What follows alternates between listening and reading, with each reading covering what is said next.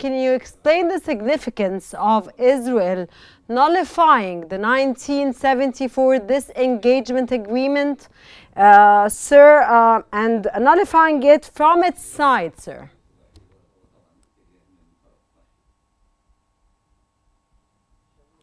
It is sad. The 1974 agreement was between the Soviet Union and the other parties on the local region. But and this has been already seen in Gaza over the past couple of months, and this is bringing Israel to a new stage of war over several fronts.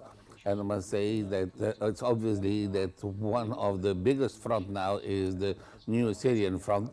And once again, Syrian territory is witnessing a rising conflict, and it is obviously one way of putting pressure on the current government or the current regime in Syria, and it will certainly help Israel achieve more of its expansion of objectives, and enabling its stronger grip on the Golan Heights over Syrian territory.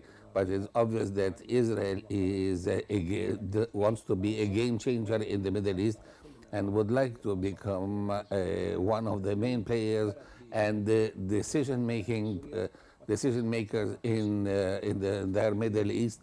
And this is really a very menacing situation, especially now that Iran is more and more involved into the conflict.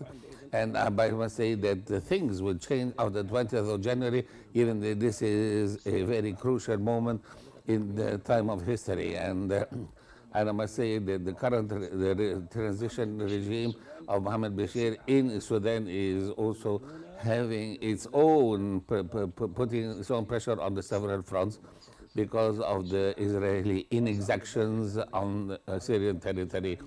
And it is imperative that Syria has to enable its full grip over the territory, to maintain the integrity of its territory and maintain the national security in Syria, whether this is done diplomatically, politically, or elsewhere. This is very important on Syrian territory. Dr. Raslan, why has Israel, of course, commenting on what just Mr. Al-Ashry just said about, of course, the airstrikes, the Syrian airstrikes and incursions in Syria at this point, why has Israel escalated its airstrikes and military incursions into Syria at this point and as soon as possible now? What is Israel's intention, sir?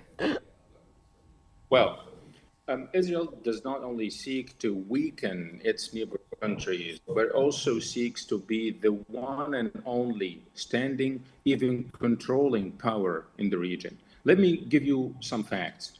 Israel said yesterday that it had destroyed Syria's navy in an overnight strike.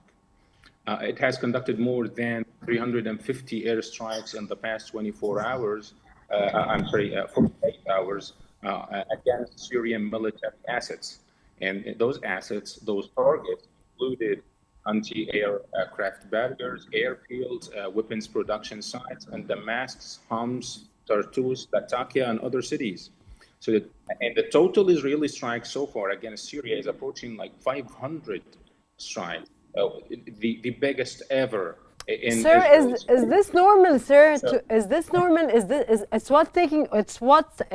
what's taking place from your own perspective, or from your own narrative, or from anybody around us, or from the is this normal? What's happening, and why is Israel doing it so easily and smoothly, and everybody's watching, sir?